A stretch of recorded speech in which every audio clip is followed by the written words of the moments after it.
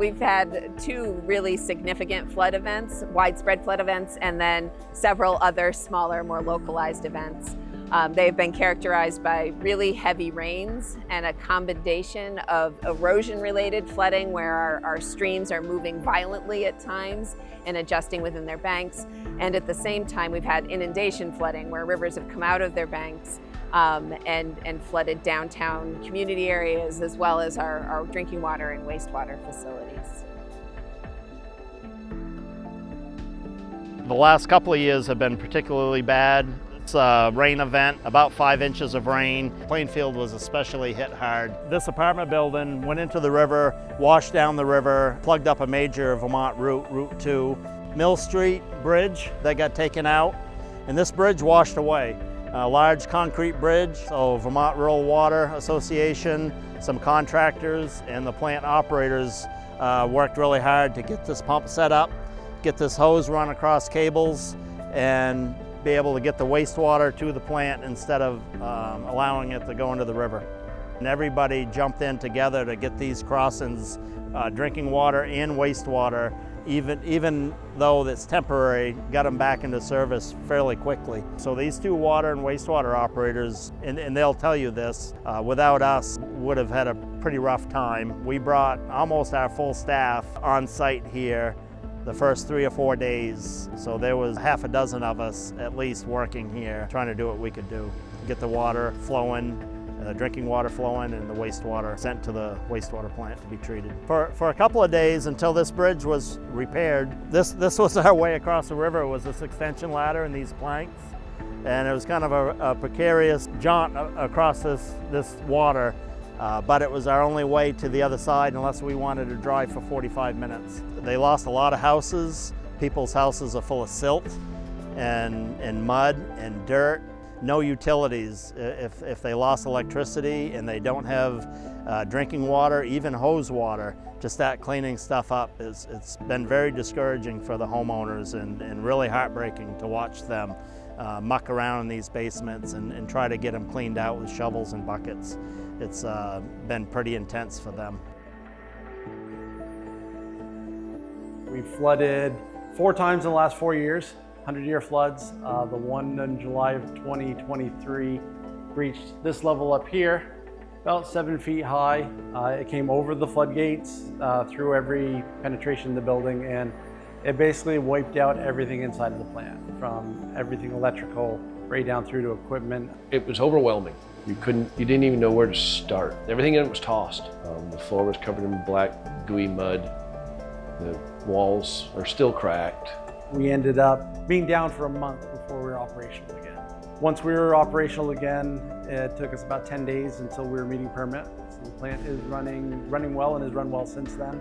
Band-aided together right now. We're trying to get the plant moved to higher ground so this can't happen again, because as I said, it's flooded 4 times in the last 4 years now. It's not a matter of if this place is going to flood again, it's a matter of when and how bad is it going to be. Having the support of Vermont Rural Water, and especially Wayne and Liz, was comforting. None of us had ever been through this before, and neither had them, so to speak. They dealt a little bit with it back in Irene, obviously, but I'd never been through this. Wayne had a lot of great ideas. Same with Liz. Liz got the right people from the state involved early on, and that helped us. It was just great to know that they were here to help us and literally did whatever they could or whatever we asked of them. I felt they helped us get in the right direction so that we knew what we had to do and how we were going to do it, and they gave us the support to be able to do that. Liz and Wayne both were absolutely, I'm not sure when they slept. They probably slept about as much as I did, which was almost none. And somehow they were here for us constantly, even though they were also there for the other 3 hard-hit plants at the same level. They were not only subject matter experts, but great at sourcing things and just hands-on, an extra set of hands doing the work, we had a lot of work. Their help was crucial, absolutely crucial. Vermont Rural Water, we like to say we're small but mighty. We have 11 staff and everyone just does what needs to be done. We had a lot of staff putting in a lot of hours on the weekends. Plainfield that we were just in provided over 300 hours of flood response over a 9-day period, and we're still there. Those numbers are still growing. Everyone just does what we need to do to help these really small communities that really lack resources. They're working so hard in every aspect of their life with other things going on that most of us would say are priority number one. And they're here at the treatment plant. They're making sure the process is working. They're making sure the integrity of the plant is still functioning. I wanted to take the opportunity to thank all the operators out there, because they oftentimes are putting their jobs and their careers and their treatment plants above and beyond anything that they have going on in their personal lives, and that should be commended. So what sets rural water apart is the relationships that we have built with water and wastewater systems, not just the operators, but the boards and the managers and other local officials. And I think through those relationships, we've really built trust over many decades, and that allows us to be a source of advice and information and advocacy and outreach. And we're known as this organization that really makes a difference and really matters and really is kind of the driving force in this industry for change. The partnership with Vermont Rural Water has been incredible throughout this series of events. And this is this strong partnership between Vermont Rural Water and the Department of Environmental Conservation at ANR, making sure that communities have access to the different types of equipment and resources they need, supporting that mutual aid. This is to say nothing of the direct technical assistance Vermont Rural Water has been able to provide to some of our hardest hit communities.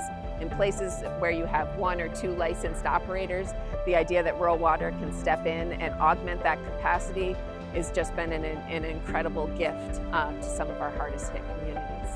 I would like to say thank you. I did write a note to Wayne Graham last night just to acknowledge the incredible hard work by Liz and her team supporting Vermont communities after the flood.